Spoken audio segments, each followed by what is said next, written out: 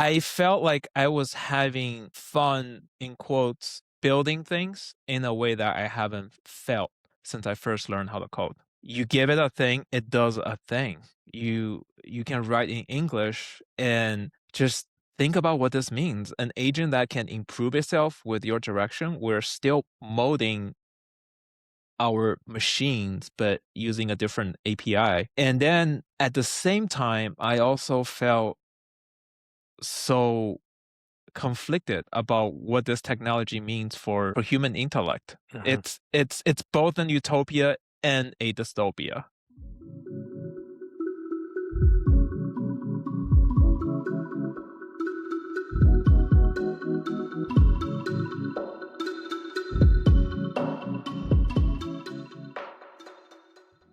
Hello, and welcome to Artificial Developer Intelligence, a conversation show where three software engineers chat about programming in the age of AI. We're still America's #1 podcast for generating training data for future AI historians on how developers reacted to their creation. I am Shimin Zhang, and with me today is my co-host, Dan. He holds code in his hands and molded like clay in the caress of a master sculptor, Lasky. And Rahul, he's actively rooting for the slop apocalypse. Yeah, Dev. Hey guys, how are you doing? There's a very distinct difference between our middle names this week. That's pretty good. Do you use AI to generate those, or do you come up with them on your own? I come up with them on my own. Nice. There are certain things that I do not use AI for. And just to You peel just back need the curtain, some creativity. just to peel back the curtain a tiny bit for the audience, we don't get any pre-insight into what our middle names are going to be each week, so it's always exciting. It's always a rushed homework before the show starts. Well, you've done a great job, in my humble opinion. On this week's show, as per usual, we will start with the news thread mail, where we're going to talk about our new AI models from Anthropic and OpenAI. And then we'll jump into the tool shed, where we actually have a tool. It's the Pi coding agent. Shimin will be telling us what that is and what he's done with it. Very excited. After that, we will have post-processing, where we're going to talk about the AI security industry, the software dark factories, and a blog post about developers mourning our craft. Then we're going to hop into Vibe and Tell, where we're going to compare our insights output from Claude Code and see how we can all optimize our Claude Code usage and maybe compare notes on our own. And as always, we will finish the show with 2 minutes to midnight, where we talk about where we are in the AI bubble cycle, using the analogy from the nuclear clock, where midnight is when we have mad. All right, let's get started. So first up, on February 5th, so like around a week ago, a little less than a week ago, both Anthropic and OpenAI announced their latest models, the Claude Opus 4.6 and GPT Codex 5.3, within 30 minutes of each other. That's pretty wild. Yeah, and they also proceeded to, or at least Anthropic proceeded to release some very sharp attack ads towards OpenAI's decision to launch ads in its free tier. And they actually played it during the Super Bowl. Go Hawks.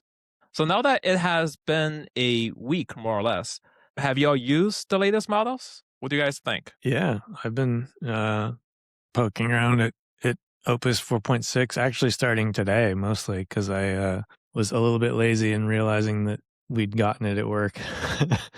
And I've been only using it intermittently for personal stuff because of the, kind of low on the Claude subscription totem pole. So I didn't want to burn the candle too hard with it, but I've been pretty impressed with it so far. I honestly, my real take is I haven't noticed a huge difference, but it's definitely not been any kind of regression where some people freak out, oh, it ruined everything, like they've said about past rollouts, and I think it's been fine. Yeah, I switched from Claude. Actually, I think at some point it was you want to try out 4.6 or something, and then I was you want to try it, man. Yeah, and so I switched to that, Burn those tokens, buddy. you couldn't really tell the difference. But then I hit the usage limit, and then it was like, if you want $50 extra, you can Yeah. just like do this /extra usage or whatever command. I was like, why not? It's either that or I wait until like 11 p.m. Pacific time to get my, rate limit renewed. Which, I was incidentally, maybe a future Dan's rant topic, does not work if you are subscribed through one of the App Store subscriptions to pay for it. So Gotcha. I did not get my free $50, and I'm a little bit sad about that.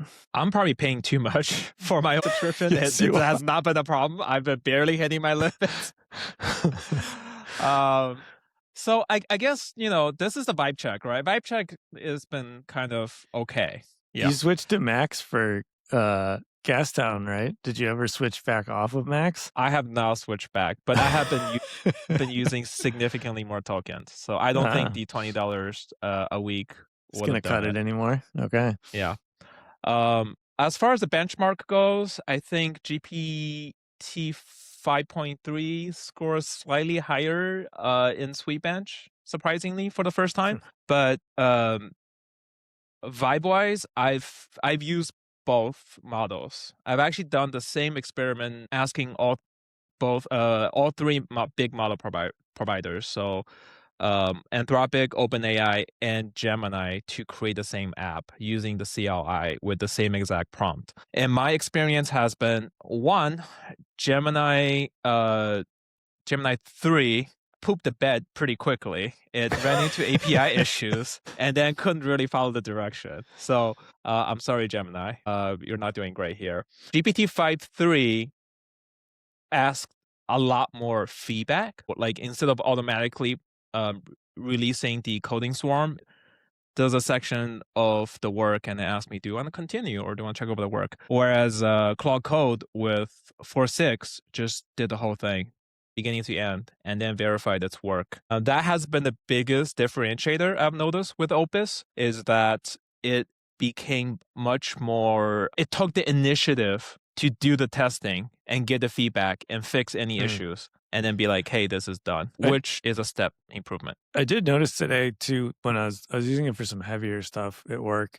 One of the things that's interesting is, like they mentioned in the notes that you have up on screen, Code Opus improves its predecessor's coding skills, blah, blah, blah, but it plans more carefully. And they really aren't kidding about that part, because like I didn't even like ask for plan mode, and it dropped it into plan mode, and then it wrote a fairly cohesive plan. And then the part that I found really interesting was it offered to clear context after it generated the plan. So I think that's I think that's actually client, not model behavior. Like it's the agent part. But then it writes like a plan.md into the root, and it can like follow that even when it's interrupted, which I thought was interesting. Yes, that's quite clever. The other part is like, it's making it harder to use beads in my experience. So like I've been a big proponent of beads for a while, but like I don't see how well that meshes with the plan.md stuff unless you like explicitly tell it during planning, like, okay, now commit all these to beads and go ahead. So it'll be interesting to see if I need to evolve my like /catch-up workflow, where it's basically like, read the Git history, read the beads, and tell me where we're at, and then keep going, Yeah. Funny you mentioned beads. You know how I've been creating mini learning apps to help me read papers? Yes. I was curious about whether or not Claude Code still needs like beads, like how much additional benefit beads was giving me. So I ran the same exact prompt. Well, two variations of the prompt. One variation that tells Claude Code to use beads as project tracking, and another version that's just the prompt and then hitting go. And I did not notice a huge difference between the two. And as control, I also ran the same thing with very little prompt, just like create a web app to help me learn this paper. And that was significantly worse than the first two approach. What was the scope of the app though? Like how, like what, I mean, maybe approximate lines of code or how many files, or like give me some idea of. Fairly large. It's got 8 modules, quite a few interactivity components. So I will say like a couple of dozen lines. Well, this is web, so probably like 10. It's probably more than 10,000 lines. So it's fairly large. Okay, so that's actually somewhat decent test. I wouldn't call 10,000 fairly large, but yeah. Right. Yeah. So it's still possible at least. Yeah. But like a moderately sized app, not just something that you can one shot and fit everything into the context window. Yeah. Right. The other agent, just while we're on the topic real quick, the other agent update I've noticed too is that while researching things on the agentic side, Claude Code's much more apt to start spinning up like research agents, which whatever they've done there, I think does a pretty darn good job of like conserving context, because it has to like rip through so many files and it's just like burning tokens. And then it's like writing back little reports from the agents that I think use overall less tokens in the main context. So I've actually been pretty impressed with that so far. Is this swarm mode or is it regular mode? Just regular. When you tell it like I've been using, sorry, I'm just getting too much into like more Vibe and Tell territory, but I've been working on a pretty big cross-cutting project at work where I have to be across 3+ code bases, which in the past I haven't found LLMs particularly useful for, but like what I did was I spun up a Claude in each one and was asking it pointed questions about the pieces to understand how the like 3 different things I needed fit together. All right. And then I also just tried it from the root and pointed it at those, and it did a surprisingly good job of just understanding it from the root too. I was pretty like impressed. a monorepo setup where the root has, lots of not different... explicitly. It's more like service level things where the services are related, but don't have like hard dependencies. Can't get into too much detail with that. Yeah, of course. Of course. Yeah, but that was pretty fascinating just to see like how well it did, and then how well the like I asked it some questions that resulted in some pretty comprehensive digging where it was like loading 30+ rather large files. Right. And like context usage didn't go above 22% at the end of the explore phase because of the sub agents. So I was like, and it even said like spinning up explore agents and they go off and do their thing. And then, That's very impressive. Yeah. Last thing I want to mention in terms of the learning apps is, I think I might have previously mentioned this. One of the things I like about the learning app is for the LaTeX formulas to have different colors for each symbol, so then I can scan it to look for color. That never worked on the first shot. I usually always have to go back and tell Claude Code, hey, the colors don't work, like double check, use the Playwright MCP. And like the Playwright MCP was in the original prompt. This is the first time that Claude has managed to just one-shot the whole thing and then check the Playwright MCP automatically and confirm that everything is correct. Are there bugs? Yes, there are still bugs here and there, but it's gone from like 60-70% to like 85%, at least for this specific use case. This is my version of the Pelican riding a bicycle, essentially. Since we're in News Threadmill, I'm going to go a tiny bit off script and also bring up, since you mentioned Playwright MCP, the other one I saw this week is that there's now Playwright CLI officially, like from the Playwright folks. So that'll be interesting for token misers like myself. Yeah, I would have to look into that. And I have more to say about CLIs. And the last thing I kind of want to bring up is Nathan Lambert, who is the open source models guy who likes to talk about open source.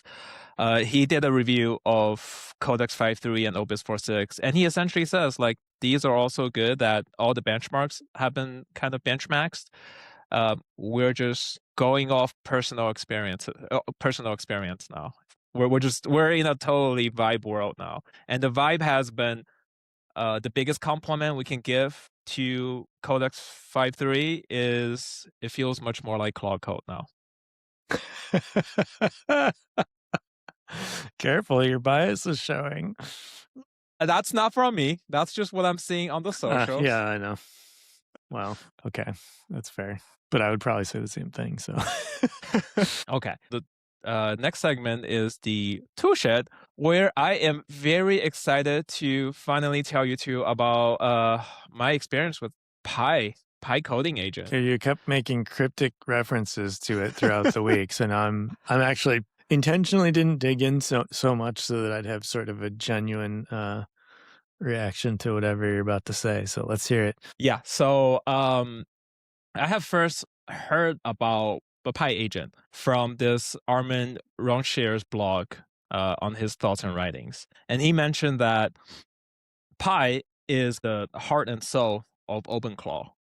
And unlike OpenClaw, Pi is extremely simple. It's extremely straightforward. There's very little bloat. So like all the struggles I had with OpenClaw, where you have to set up gateways and reverse proxies, and then all this other management stuff. It also comes with lots of code that I'm never going to use, right? So what is Pi? Pi is basically a opinionated but minimum light wrapper around. Well, I wouldn't call it a light wrapper actually. A minimum agent using the raw API of the model providers. It's got 4 main kind of layers of abstraction. It has a AI layer that purely handles how to talk to the model providers via the API. So it's a unifying layer. That's the foundation of Pi. On top of it, there's a terminal UI that does lots of nice things to make the terminal experience nice. On top of it, there is a lightweight coding agent with a very small system prompt. And through that, you can build OpenClaw, essentially. So what I love about Pi are the things that it doesn't have. No MCP support, which is actually great. The agent only knows read, write, bash, and one more that I've forgotten.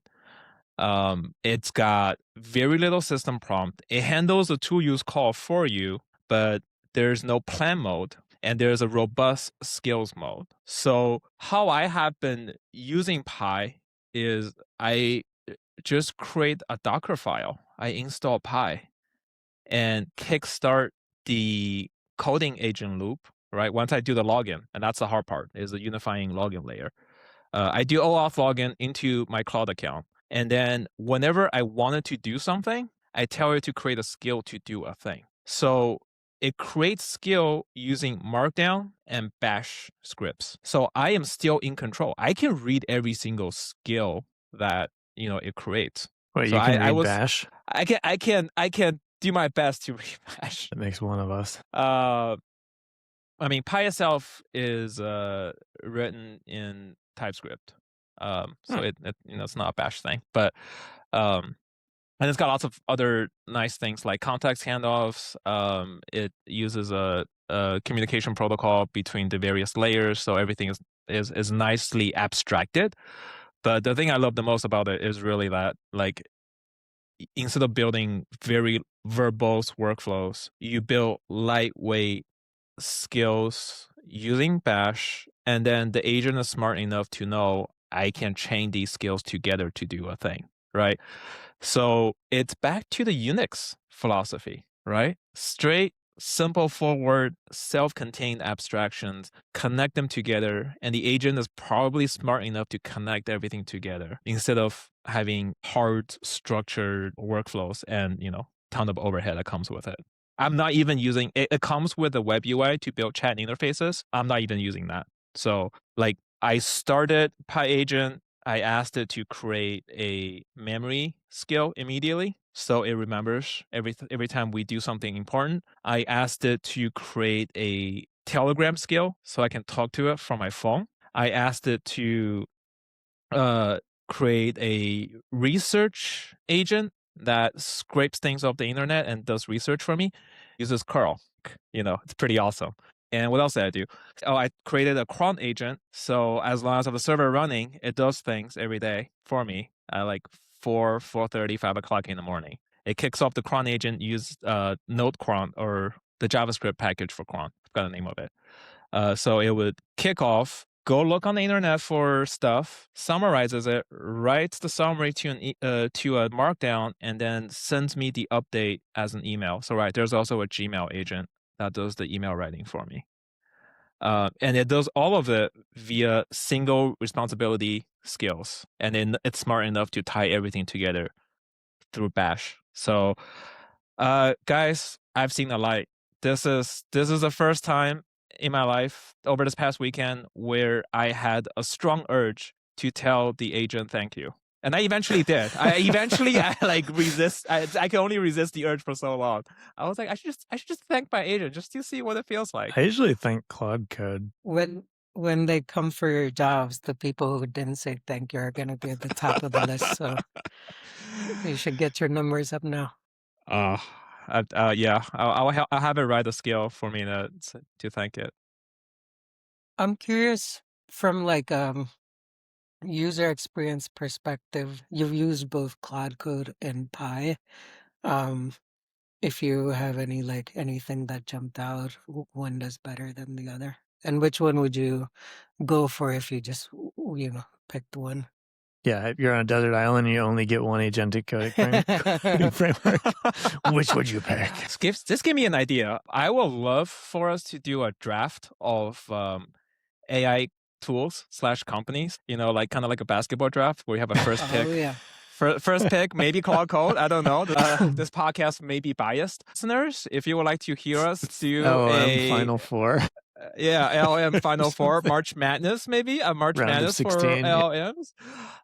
Write to us at humans.adipod.com.ai. With your Grok favorite doesn't make it candidates. to the first round.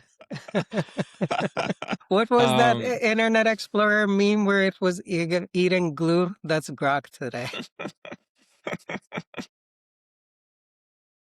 Well, we'll see if anyone even writes in to submit it. We're gonna cut that part out. We're extremely popular with our fans, Dan. No, sorry, I didn't mean it that way. I meant, would anyone care enough about Grok to submit it as a candidate? Yeah, I'm kidding. Yeah, but Rahul, back to your original question. I actually think I would do PyAgent over Claude Code just because, like, I'm using the PyAgent for most of my non-coding related things, and I think the line that to go from workflow automation to agent is probably easier than the other way around, and Claude Code is more specific. And like, I like the fact that there's very little magic, and I am really just talking to the API, and there's so much general intelligence in the models themselves that. And I may write this down as a blog post one of these days. Like, this may be the bitter lesson of AI tooling, is when your agent becomes sufficiently intelligent or useful. Intelligent may be the wrong word there. That the additional scaffolding it actually hinders it. I see. Yeah, but that's a hypothesis that needs testing. Hey, that was, we're past the news treadmill. There was the whole news about Claude Code's 11 skills in the legal space, and everybody freaked out. So you're not too far off in your take there from what's happening out in the market. Yeah. I'm trying to think if there are anything else. Yeah, so Armin has some of his skills for Pi in his repo. There's /answer, to-dos, review, control, and files. I do want to say you can still use MCP via the MCP Porter library. So if you want to connect to the MCP world, you still can, but you don't have to. And I think there is both context savings and also elegance in the abstraction of CLI command. Definitely a token savings, if nothing else. Yeah, and I haven't had any issues with it. All right, so that is the big exciting thing that I was looking forward to sharing with you guys. I really love it. I took a couple of breaks this weekend going like, I think my job may be in trouble. Not to segue into a future topic, but not just my job. I think a lot of white collar jobs are in trouble. Like, yeah, it's a weird time to witness this. Definitely a weird time. Yeah. And it keeps getting weirder every week. It's only getting faster. Yeah. Have I talked about Accelerando ever? No. On the show? Okay. So there's a science fiction book by he's a Scottish guy. Why can't I think of his name? Maybe it'll come to me. Adam Smith. Was he Scottish? He was Adam Smith. Yeah, it's Adam Smith. Adam he Smith. taught me. It's Adam not. I was Smith gonna say wrote all the important Scottish books. Now you're gonna make me Google it. no. David Hume did. Adam Oh, Smith you're was right. just like a flatmate of his. Charles Strauss. Okay, that's who it's by. Charles Strauss. It's called Accelerando. It is from 2005. Science fiction book. It talks about like the whole topic of it is basically the singularity. So if you're not familiar with that, it's basically the idea that like the rate of change will asymptotically approach zero, meaning like eventually you can't tell that things are changing because it's changing so fast. And I think they wound up, I guess I won't spoil it for the entire podcast audience, but it gets pretty wild by the end, let's put it that way. And like that's the only book I've read that feels close to describing like what it feels like to be alive in this space right now. Is it's just like, but then it didn't really capture actually I guess it did. The other part that's fascinating is the main character is like a little, not really, but he's like a little bit of a Luddite compared to some of the other characters in the book. Just like us. And so, well, like at least like me, where like, you know, I go back and forth probably once or twice a week on like, yeah, I'm all in on AI, and oh my God, I don't want any of this. And then I like change my mind again. And then, yeah, I don't know. It's a wild ride. So keep listening to find out if I go insane by next week. Yeah, and I think a part of the big acceleration that really was paradigm shifting for me is the fact that the agents can write skills for themselves and possibly creating new skills on command, right? Now we have this virtuous loop of agents that are self-improving in some sense. And we know the AI labs are using using their agents to help them improve their models. So it's a good time to have a podcast and talk about our feelings. The writing skill, this reminds me, I was reading this article where they were saying they did an analysis of like 5,000 or some repos, and there was a bunch of malware in these like skill packages that people have. You know, they're trying to like exfil your credentials, have like backdoors and stuff. So I almost feel like hesitant to. I would rather that what you said, our agents model write wrote their it. own skills Yeah, instead of yeah. like I found it on the internet, so it should be fine. Should be great. Yeah, what could go wrong? Well, I did find there was another article that I don't remember who it was by. I promise it's worth discussing. Where they're like, the whole security model of AI is backwards, and I found that fascinating. So what they did for the project was wrote basically a proxy, and the proxy server makes all the API calls. Is this ngrok maybe? Someone like that did it, and so like the model doesn't tool call to like fetch, for example. Every outside world communication goes through this like essentially like MCP like proxy server. And the point of it is you give the model fake credentials. Like, I don't know, let's say your like GitHub key is like ABCDEF or something, right? Like actually that's what it is. And then it hits the proxy layer and the proxy checks it, goes, oh, is this actually going to github.com? Great. Then I will replace ABCDEF with the actual key, which is really smart because then it's like you can get prompt injected all to hell, but like it won't leak unless they have, or at least are sophisticated enough to have something somehow running on like GitHub pages or something that could, you know, pass your allow list for the URL and then get you. So it's like, it's not foolproof, but it's like, I feel better about that than any other layer of like agentic security I've heard so far with this kind of stuff. Because the best key you're going to get out then is like the dummy key that they're putting in. And then you could always like essentially allow the agent to run unfettered, but have like human in the loop interrupts at the proxy level too, where like if you didn't want to trust your rules, you could just look and be like, oh yeah, GitHub pages for this definitely needs my GitHub API key. No, like, you know, so yeah.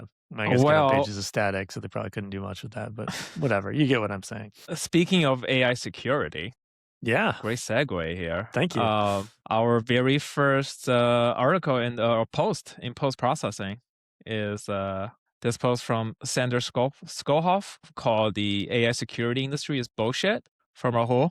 Rahul, would you like to talk a little bit about this? Yeah, I think Dan set this up perfectly. When I read this article, I thought about a few weeks ago, we were talking about our $1,000 prompt packs for passive income. And I think this is the idea. You sell people like the right prompt that would really expose some like information their AI shouldn't have given away. And one of 1,000 has to work, or like 10,000, so you can generate as many as possible.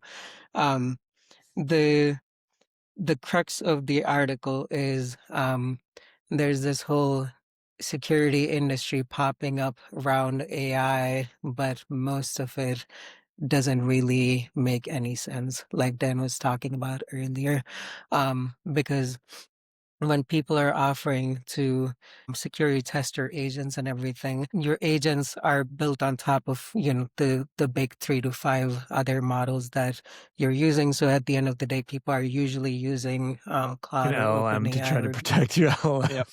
Exactly. And so like, even if you can try and get it to give you some sensitive information, you cannot really go patch an LLM the way you can go patch software, right? You have to retrain it.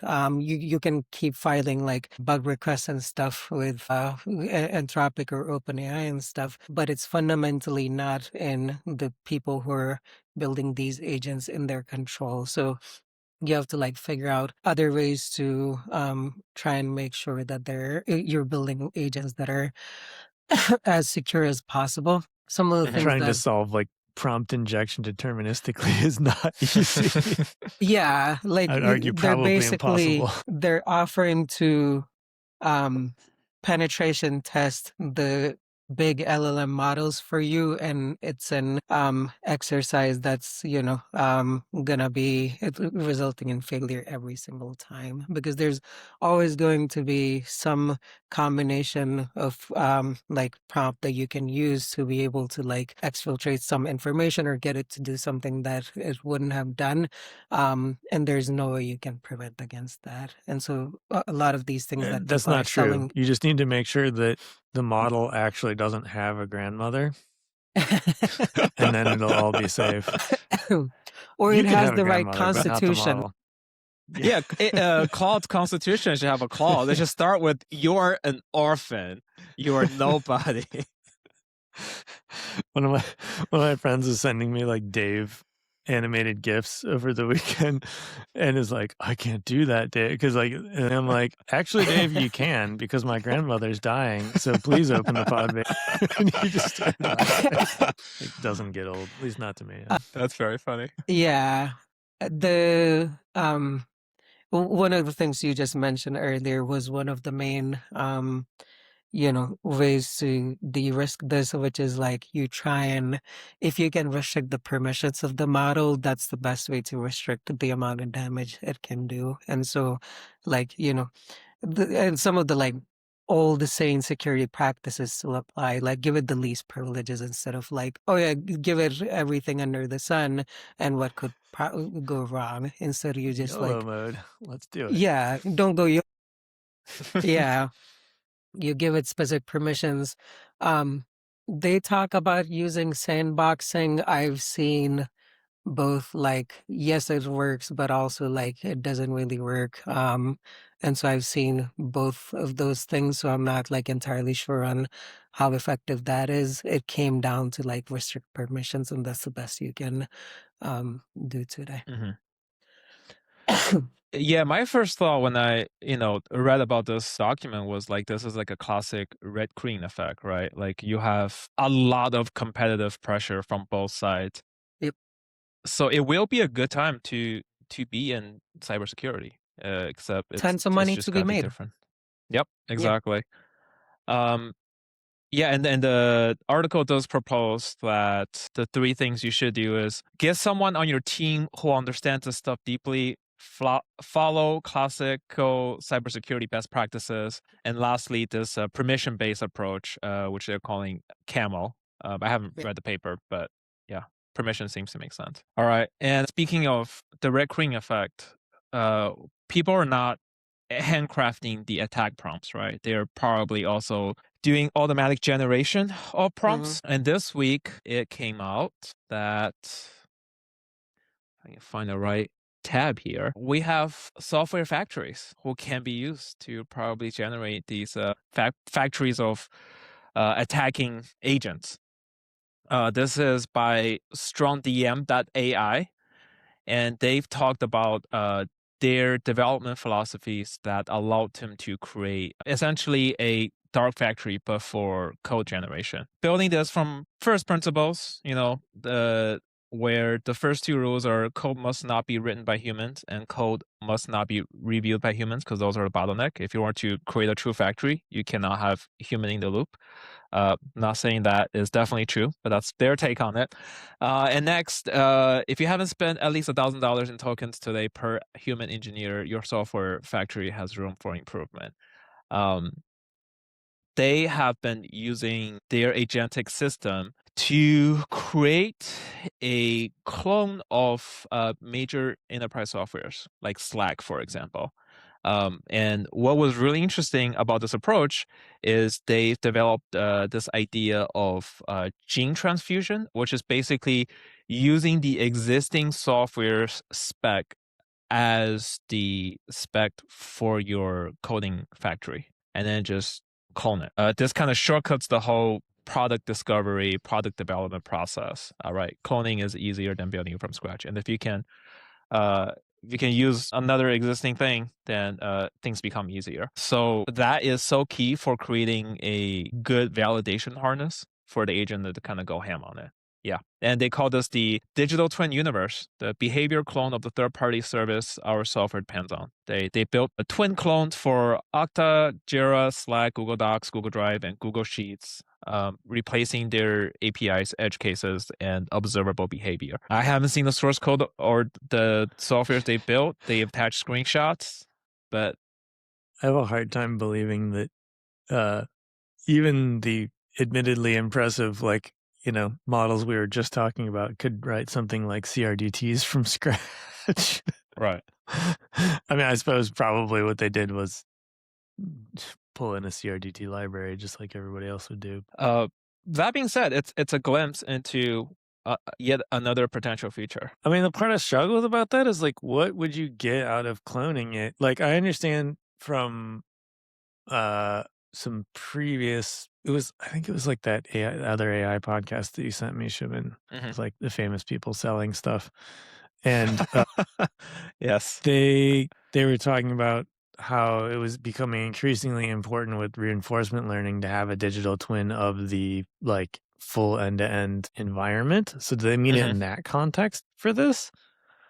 Or they did it purely to prove out the factory process? I think they're using it to prove out their factory process, and also this approach of you can go faster when you have an existing piece of software to use to help you form this test harness. Yeah, I mean that's fair, but also I question the economic value of that, other than you're gonna rapidly clone someone else's software and then try to undercut them. But if it's vibe coded, more than likely you're gonna lose on cogs, So I don't know. Yeah, I mean, if it does work, right, it's gonna definitely cut down on SaaS companies' margins by a factor. Well, I mean, they're already. I think most people are admitting that they're already in deep trouble, right? Because even ignoring that you could theoretically build your own very tailored workflow to exactly what your company was using a SaaS for. There's also just the idea of the agent itself in an agentic system can replace a fair amount of SaaS just with API calls, right? I mean, you saw that with your Pi thing, It's maybe break it down to a really stupid example, but let's say you basically built your own Google Tasks or Apple Reminders or whatever. You could look at that as a piece of SaaS. I mean, it's free, but you know what I mean? Yeah. And you've essentially replaced it yourself with one that is perfect for your use cases. So yeah, and I think there is value in people always say oh, nobody wants to use the SaaS workflows because it doesn't fit their use case 100%. But there is value in a really nice, standard, well thought through workflow that you can just follow. and covers all the edge cases that you're likely to encounter. I feel like there's that's, value in it. That's just a true statement, period, right? Where workflow could be like 5 people in You a get garage doing uptime. something. You get uptime, you get all the maintenance, everything in exchange for money. So yeah, that is a fun trade-off that people probably aren't thinking about. I certainly wasn't thinking about it as I mouthed off. So yeah, I was thinking about like I do think a number of these SaaS apps would get brought in-house because the cost of building software is getting lower by the day. I think the way it would probably go is, there are things that you use once a year, like something compliance or audit related, like some like compliance training, security training, all these things. There's a bunch of tools out there that like the whole business is just once a year you're gonna use us to do your company survey or you're gonna use us to do your company training, but you don't need it after that time. And all you need is like people took the training or whatever, you recorded the responses, and you have something to show for it. You have the audit trail. And those things still cost like tens of thousands of dollars because that's just how they priced it and like built a decent enough solution, and people didn't care about, it just was costly to build it in-house. well, Now, if you go like, it costs this much money and we use it once a year, just do it in-house. I think the it is much more likely that that happens. But if you use it much more often and it's very critical to your workflow, you probably still go with something that's like you want your uptime and maintenance and all those other things. You heard it here, folks. Rahul wants to kill the compliance and audit industry and replace it with vibe coding. Anything that is done once a year is gonna get killed. I have the opposite take on it. I think especially for stuff that you only do once a year, you don't want to think about it. And the fact that you don't want to spend, your hard-earned time thinking about these once-a-year problems is exactly the reason to offload your cognitive capacity to a SaaS company that already figured out the edge cases for compliance. I mean, especially for audit. Like audit is hella complicated, and there are lots of edge cases that you only run into once a year. So, do you really want to spend that time thinking about that? Depends. I guess I can't say, I wouldn't want to write my own tax software. I guess I wouldn't want to like go recreate my own TurboTax or something. But on the other hand, the kind of examples I threw out, they're not the highest risk thing you're looking at, right? A lot of these things end up being like you could have a spreadsheet as a backend and you'd still be good to go. So those are the kind of things that I have in you could probably do in house. You could try bringing all the stuff you use more frequently in house, but then you also have to a certain extent, not linearly, but you have to increase the in-house headcount because now, hey, I am just creating my own Jira because I don't want to pay for Jira, which means some poor guy out there's job is to just like make sure the Jira thing doesn't go down. And then you can like go with some of the other softwares that people use day in and day out. I don't think you would want to create your own GitHub and stuff, or like spin up your own infrastructure and everything. But I could see people going down the path of like, yeah, all the different like these project management things and everything. We use them every day.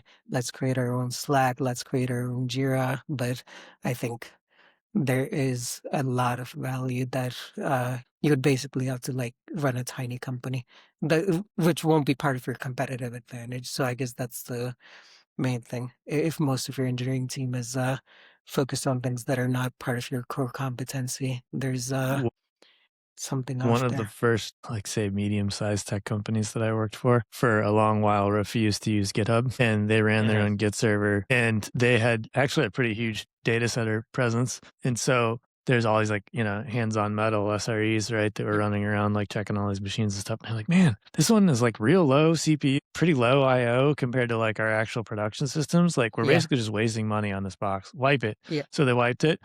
And about 15 minutes later, every single engineer in the company was screaming at them, "How come Git doesn't work?"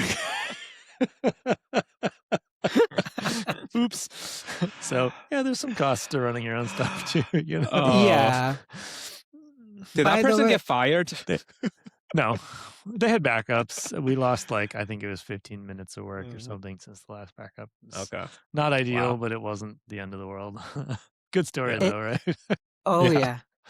And if you vibe code stuff more and de-skill yourself more, over time we would be less capable of doing these bare metal things that Dan just talked about versus more. So it would be harder and harder to do some of the more complicated things in-house. Or that's the Well, reason Yeah. you do it, so that you I mean- don't lose that muscle.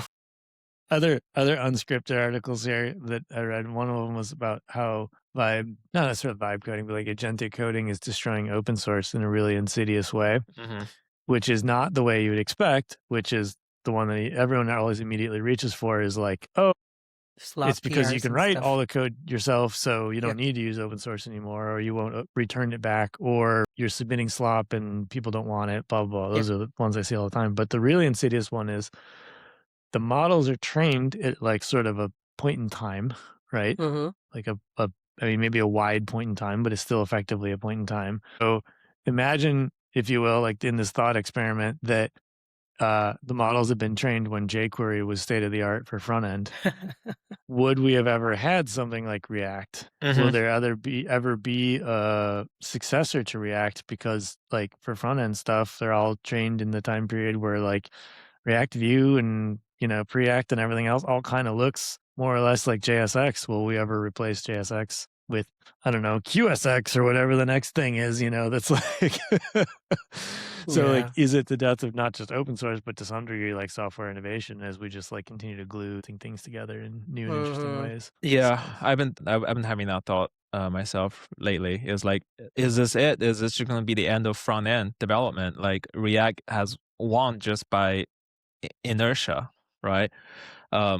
When we get our first real innovation that is in this post AI era, I think is when we're going to find the answer to that question. Because in theory, assuming software developers are still needed to push these new, better abstractions, the agents should be able to help. Yeah, I mean, yeah, maybe we'll see a point where they're leaning less on gluing libraries. I think we might have just found a new test for AGI, which is when AI comes up with its own JavaScript Its own library framework that gets as and popular its own as package manager. It's Yeah. like the rest of these suck. I got a new one, and you're like, we did it.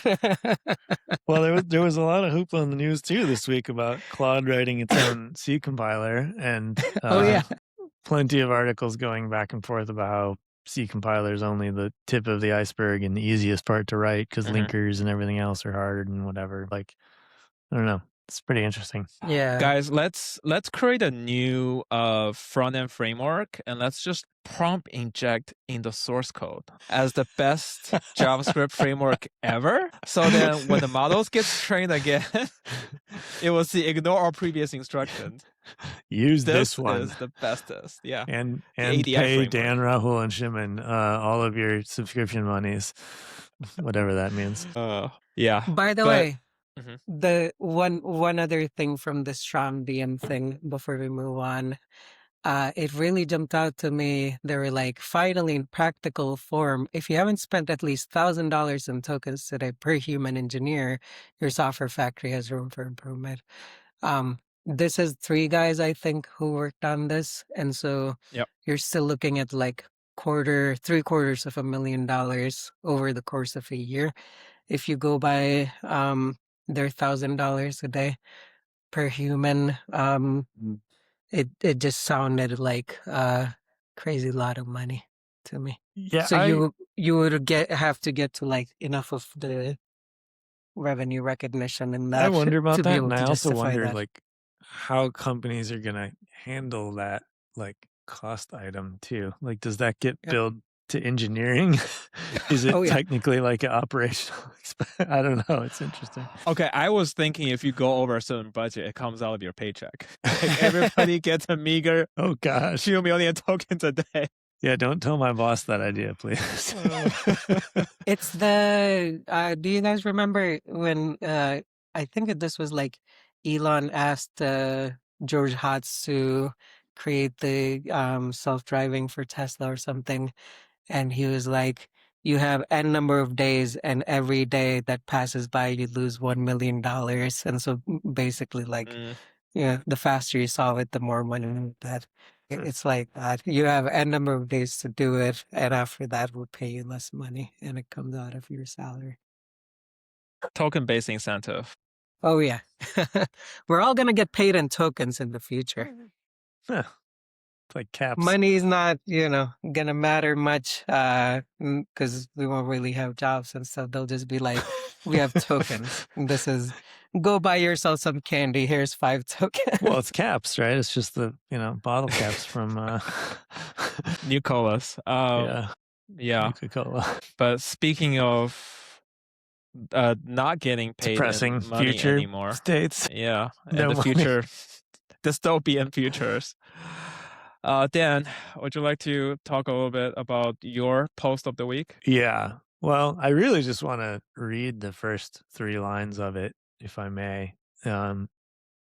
Which it's titled, so this is by Nolan, who's from Seattle, Nolan Lawson, and it's entitled, "We Mourn Our Craft." I didn't ask for this, and neither did you. I didn't ask for a robot to consume every blog post and piece of code I ever wrote and parrot it back so that some hack could make money off of it.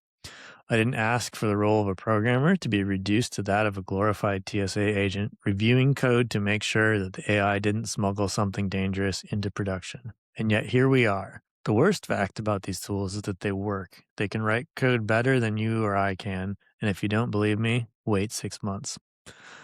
So it goes on in that vein, but man, I read those first 4 sentences and that really kind of hit me, because I think that really sums up how I'm feeling about all of this. Is like, on the one hand, there's so many camps that it's like hard to explain. So I feel like it just in my own experience, there's people that are still angry about slop, right? Mhm. Or will like, sort of say like, oh, you're not one of those slop people, are you?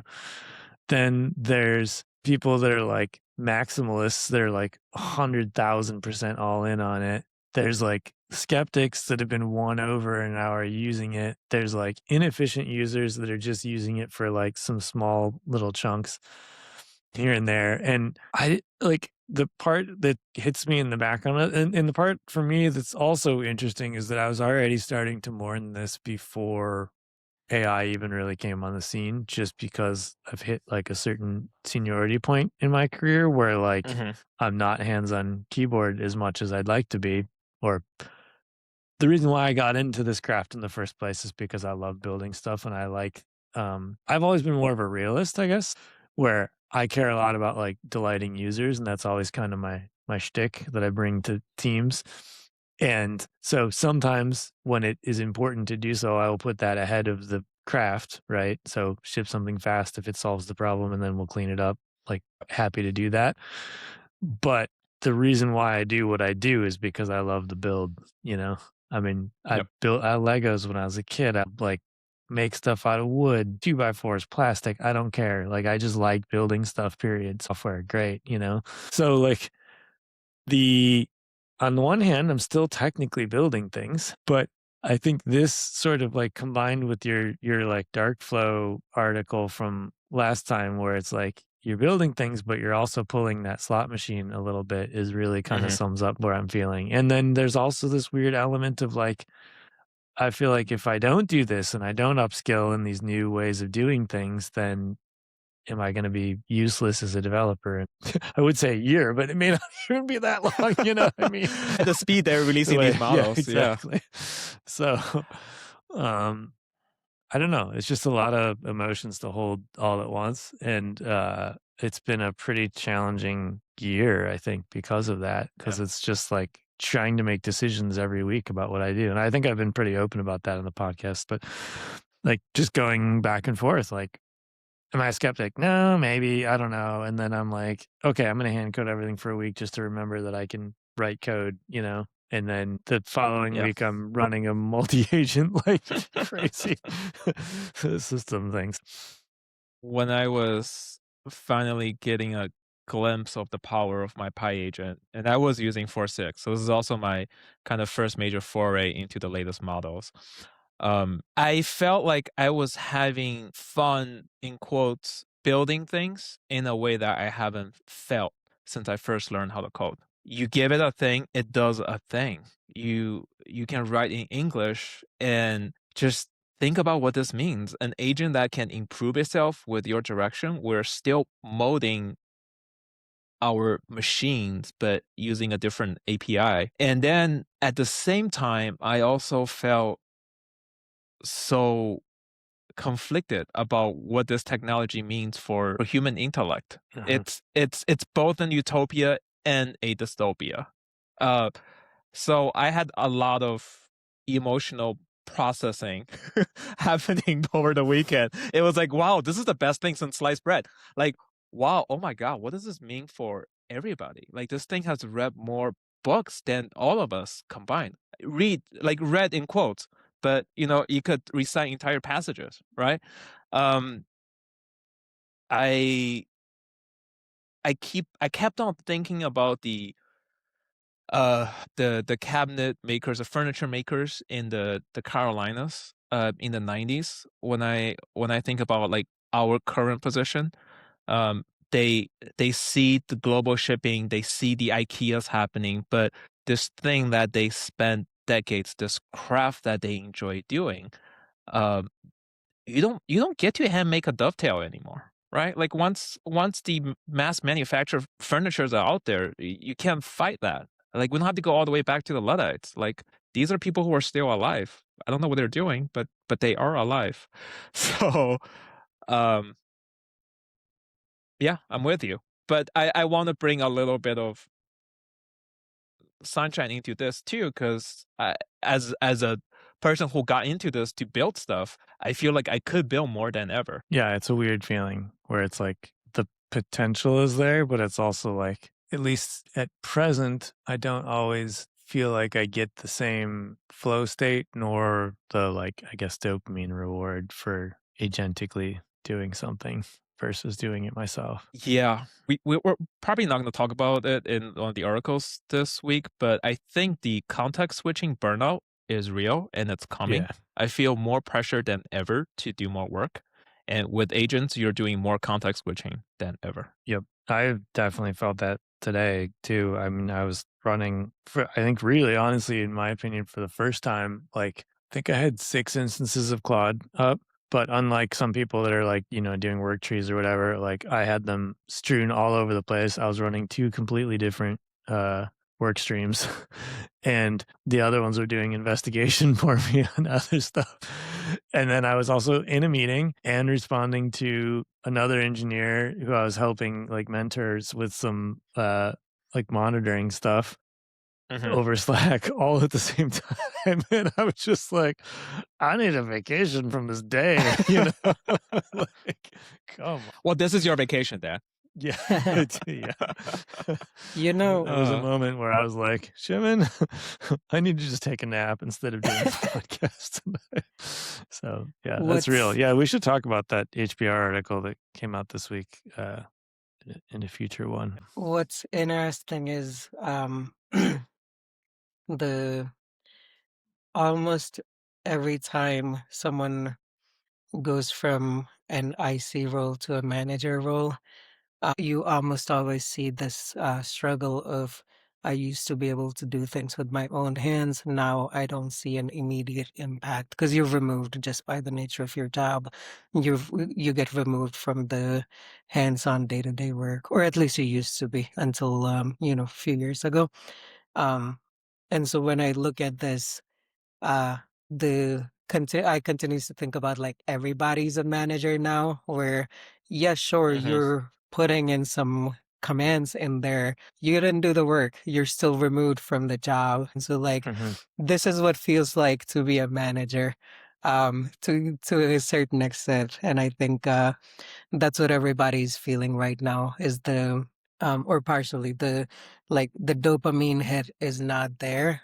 It should be, and we do get it to a certain extent, because at the end of the day, it's still like outputting something, it's solving a problem, but Yeah, and we you didn't helped the do it. team do it that they might not have Yeah, been able you to like do without nudged it you. along, you gave it some Right. additional context when it got stuck, but you didn't actually go and do it with your own hands. So like it's not as strong of a dopamine hit. And then some people, find their ways to like how they find that dopamine hit in the new role, or people, usually you see this like traditional career path where people end up going back to IC because they just didn't like the management work as well.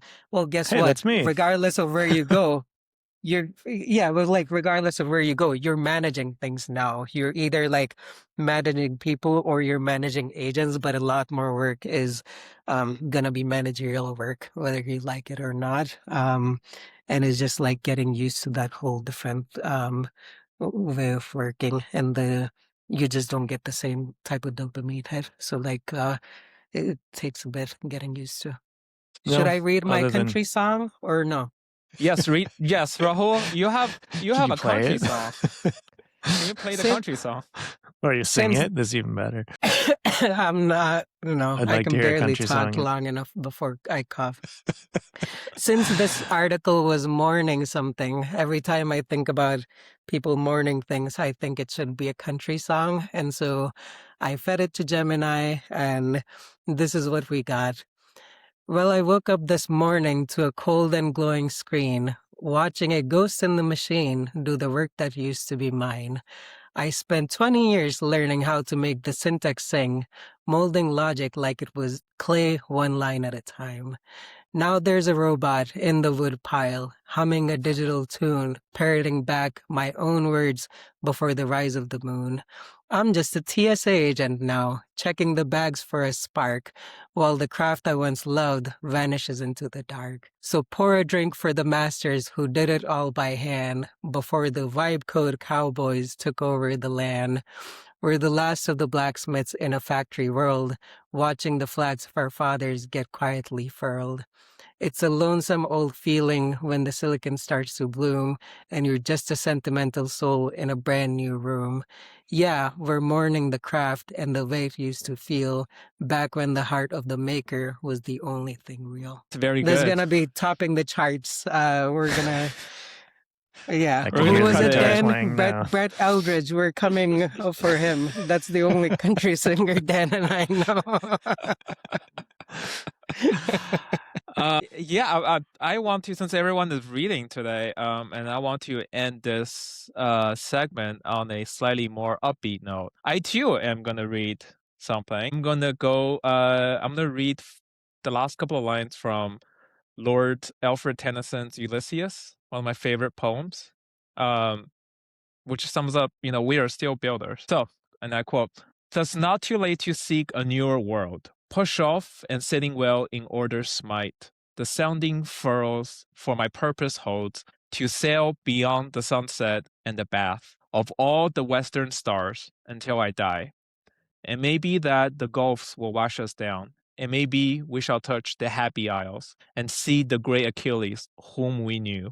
Though much is taken, much abides, and though we are not now that strength which in the old days moved earth and heaven, that which we are, we are.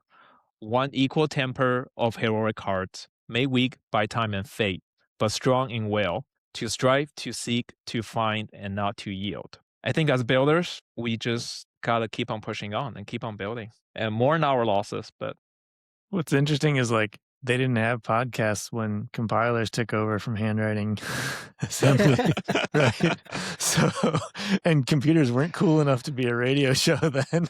It was like this super niche thing. So we have no idea how they felt. Maybe someone wrote it down somewhere. I'll have to ask Claude. yeah, Find me books about how people felt about the compiler. Did the human computers complain when the computers took their Replace job them over? with like electronic calculators. I don't know.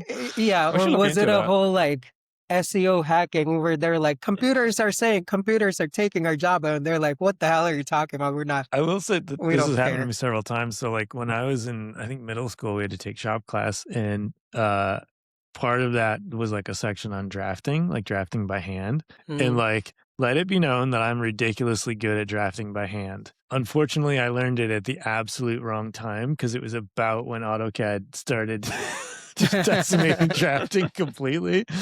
And I was like, I want to be a draftsman. And my dad's like, well, I've got some bad news for you. So there's this thing called computer-aided design. I was like, oh. But yeah, I've heard this. Yeah. Got it. And just like those furniture makers, we can still make furniture as a hobby. So true. It's just you're no longer getting paid truckloads of money doing it. And I still do little drafts for home projects, you know, to figure something out. All right, moving on. Let's talk about Claude Code's new command /insight that goes through your past, I don't know, a couple of months of interaction with Claude Code and gives you improvements on how you can use it better. So I had a chance to use it over the weekend, and it actually gave me some very good advice. It correctly pointed out that I have a two-phase workflow. I do planning and then I do development, and that I am a power user of the Beats plugin, which I already knew. 11,508 messages across 1,575 sessions. And it told me that Claude side, Claude is surprisingly bad at routine infrastructure tasks like killing port conflicts and restarting dev servers, which is true. And it suggested that I add hooks to help it manage those port issues, which is like really valuable. It also suggested that I use more parallel agents as my next step. But you know, it didn't know I already turned on swarm mode, so I'm already there. Yeah. Dan, did you also got a chance to? Yeah. So the part that's a little weird is I'm pretty sure it just works based on the like session saving stuff that it does. So I got different results depending on which machine I ran it on. So on my personal laptop, I got what's working? You have a sharp diagnostic instinct. When something feels off, like the high CPU usage in 11D watch mode, you bring it to Claude and let it dig into the root surface until the root surfaces.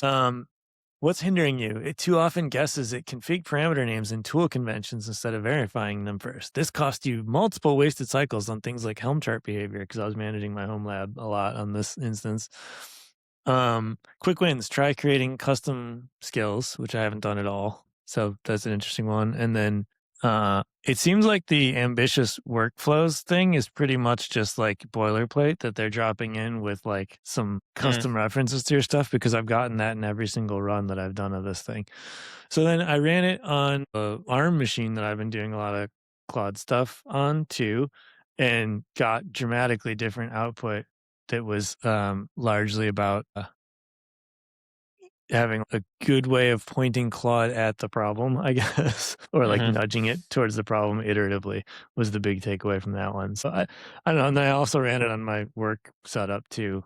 And in that one, I actually got a lot of negative feedback where it says I interrupt Claude all the time. So just like this podcast where I'm interrupting you guys all the time because I get what I want and then I bail out, which is true. I do that all the time. Like, I want this question answered. Great. Okay. Dead. Next instance, you know, so. I like that it gives you the specific, prompts or things to add to your Claude MD instead of just being like, hey, here's some things you could do better, but not like how to actually take action on it. So it literally says like, just copy this into your Claude Code or in your Claude MD, and then you can avoid this problem going forward. So that was interesting to see. Yeah, I'm kind of worried about the reverse Centaur possibilities here. Like I could see a world where insights is being run continuously. I know. Well, when Zoom rolled out their like meeting insights thing, that was pretty hilarious. Oh yeah. I don't know if you use Zoom at work, but they did something similar where it's like longest spiel and a whole bunch of other analytics like that, all based on like the transcript essentially. Yeah, needless to say, I don't have very good Zoom analytics either, so I hope my manager never grades me on that. Did you guys, Yeah. if you scroll at the bottom of the Claude report, it has this like, I don't know, weird summary, or like it's trying to be funny or something. Mine was, I had used it to like try and build like a support agent thing, and it says user built an entire support agent over 3 weeks, and Claude kept discovering the existing code base like it had amnesia each session. So it's like, I messed up, and here's some trash talk about myself. No, mine was not being snarky with me, but I gotta try it again with like a different persona or something. I wanted to send out a little diss track. Yeah. Like it ends with the user essentially had to reintroduce Claude to its own previous work every time they sat down together. Yeah. So that's our experience with the /insights command.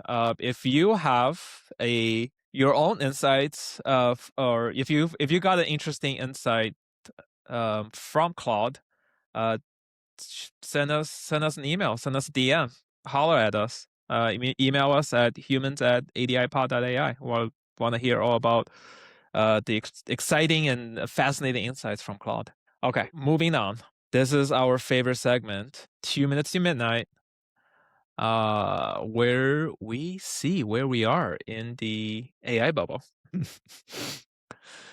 We're somewhere in the AI bubble, and where that is this week, as of February 9th, is Anthropic closing in on a 20 billion round.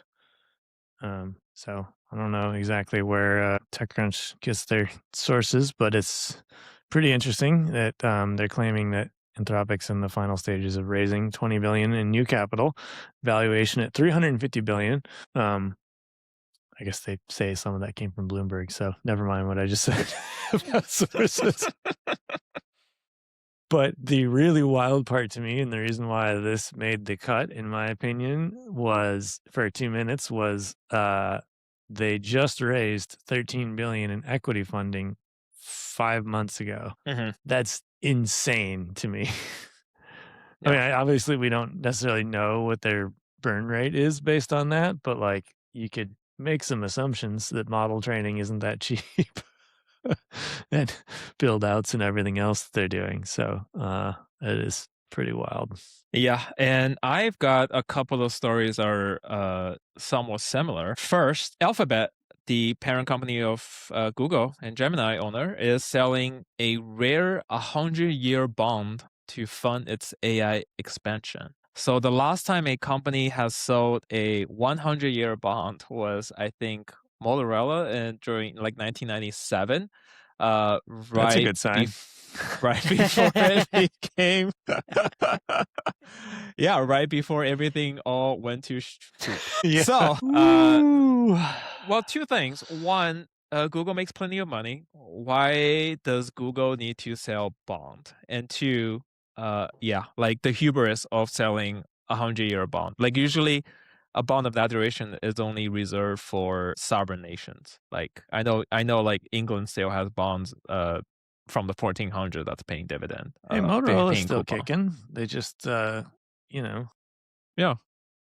rhyme with Lenovo now. That's all. And we're only what 30 years into their 100-year bond payment plan. And the second article I have this week is Oracle says it plans to build up to 50 billion in debt. Oracle's raising another 50 billion in debt this year in order to pay for essentially its obligations with OpenAI, NVIDIA, and others on new data center build-out. One thing I learned this week was that the whole Stargate initiative, the quote-unquote what is it, 500 billion build-out that is backed by the U.S. government, is actually just kind of a empty promise of a plan of a promise. I don't know what it is, but it's really Concepts just of a plan is the phrase you're yes. looking for. Thank you, Rahul. So Oracle is really has the obligation to build a couple of $100 billion in terms of AI infrastructure, and they don't have enough money for that, so they have to also raise more money. And we're talking about 50 billion, like it was 50 million from 2001. You know, like this is serious numbers we're throwing around here. Maybe they should get rid of the JavaScript trademark. That might help them raise a little bit of money. Yeah, we'll all chip in a GoFundMe to buy JavaScript back from Oracle, but we'll leave Java alone because we don't care about Java. No, but they do actually still own the trademark. It's pretty wild. That's why it's ECMAScript. Yeah. Yeah. And Rahul, you have the... Oh, yeah.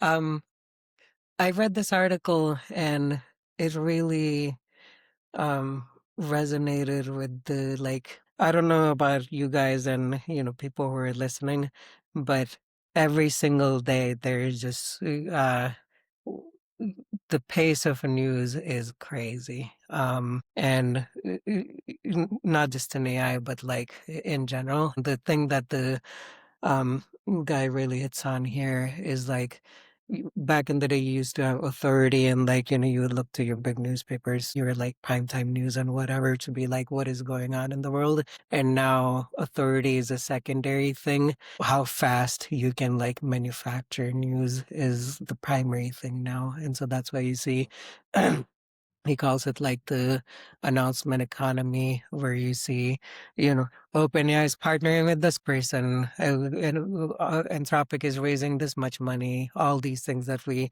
look at. And then the things that he calls out is like, if you look under the hood, especially one of the examples he takes is that the big NVIDIA OpenAI $100 billion thing that they had announced last year, that wasn't actually anything that was legally signed. It was a non-binding memorandum of understanding. And yet we all remember Jensen and Sam Altman and Greg Brockman standing up on like Bloomberg or whatever. With like, we're going to do 100 billion and it's going to be, all sunshine and rainbows. Behind the scenes, Jensen is like, OpenAI has a lack of discipline. They're unlikely. Like the deal just hasn't, it hasn't turned into a deal. It's just more like, yeah, we're still figuring out the actual specifics of it. But this was a good 5 or 6 months ago at this point. So it's unlikely that it'll actually happen. So it's just, crazy the amount of like news we get and how much is actually to feed into the hype so that you can ride that until you can get to something substantial, and what are some of the real things that are happening. And every single day, especially with leveraging AI to generate news and everything, it just gets harder and harder to see what is actually true and what is just hype that's being generated with nothing actually. Yeah, this is all very crypto-like, and I don't like it. Also, as a random aside, for those of you that are watching the podcast, the AI-generated image that we have as the header for this article sort of looks like we combined the Death Star with a circuit board. And I'm really wondering what kind of motherboard technology that is that has like multiple exposed layers of wiring. Anyway, Shimin, sorry. This is why they pay the big bucks. Since Shimin said crypto, do you know who owns AI.com? Did you read about that? No. The co-founder and CEO of crypto.com paid $70 million in crypto to buy AI.com, and is now offering a consumer-facing AI agent platform. So crypto is here. And crypto has doing well the chat too. Big time. Crypto is gonna dominate this chat. Oh God. Well, these are all 3 fairly ominous, I think, articles we got here today, or 4, I should say. How do we feel about the AI clock? I think we were at 1:15? a minute. Oh, a minute. Okay. That's right. We opted not to do 15. I mean, I still kind of think a minute feels right until that OpenAI deal falls completely through, I don't think there's going to be a big, and also given the crazy stock move over like some markdown files, the hype is still hitting strong with investors. So I don't think we're in any danger of it going, but like it sure feels bad to me. Rahul? Debt financing keeps going higher. I think the thing we haven't talked about yet is this year being midterms. AI is going to play a big part in all the election campaigns. And I think not necessarily just the funding and stuff, but some of these things coming together could really do some crazy things out there. So I don't know about the specific bubble itself, but well, that's the point of this segment. So you better round it back. Give us a time. Minute. I don't know. 45 seconds. Whatever you guys feel good with. I mean, to be fair, like a minute is like this thing is gonna pop any second now. The nuclear guys have it less than a minute, don't they? The nuclear. Yeah, they do, yeah, because of Russia. And they just announced that pretty recently. Or a bunch of pessimistic I hadn't people. actually thought of the real clock in a while, and they talked about it, and I was like, oh wow, yeah. I think that's all fear mongering. I actually think that is, but this is our 2 minutes midnight segment, totally rational, no fear mongering. Absolutely. The actual what do those guys know? Come on. I think I want to push it back to 5 minutes this week. And my rationale, I know this is hot, at least 5. My rationale is the latest models are so good that it is, think about this, a SaaS company losing market value is actually a good thing for the AI bubble being sustained, because that means more of that money is going to get directed into AI. And I think the models are good enough to buy them at least another 4 months. But the money only goes into AI if you have the valuation to throw that money at AI. If you don't have it, what are you gonna finance against? And remember that article where we read that, like it was like two weeks ago, where it was like, what if AI is both good and not revolutionary, right? Or not revolutionary, but like, you know what I mean? What if that's true for this too, where it's like it can be good but not provide significant economic uplift? Right, which is kind of what the evidence is bearing out right now. It's changing things, but it's not like dramatically improving. Like, you know, the amount of open source software being written, et cetera, is like not going up. The only metric I've seen go up and to the right is the number of show Hacker News posts. Which really has gone up. Really until it starts showing up in your like manufacturing productivity and all sorts of these things, it wouldn't really, because people have that argument of like software doesn't really show up in all the productivity numbers. Yeah, I guess what I'm trying to say is, and let me put my investor hat on.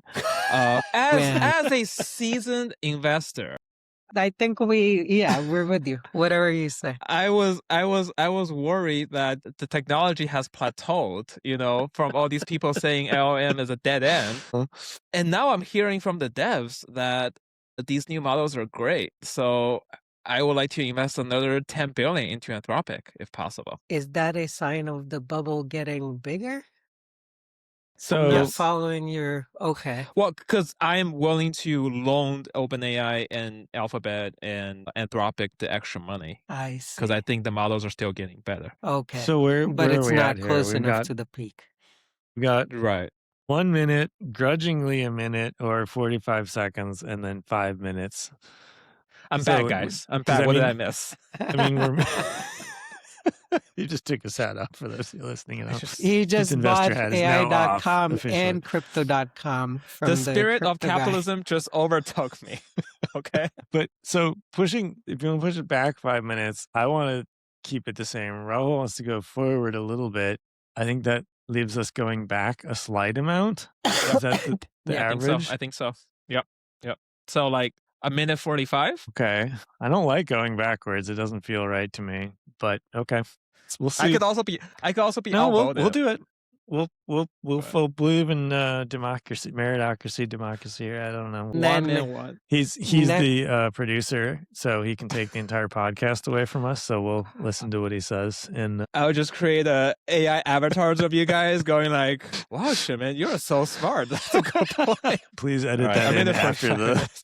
outro. No, I wouldn't do that without your guys' consent for your rights. And with that, folks, that's the show. Thank you for joining us this week for our conversation show.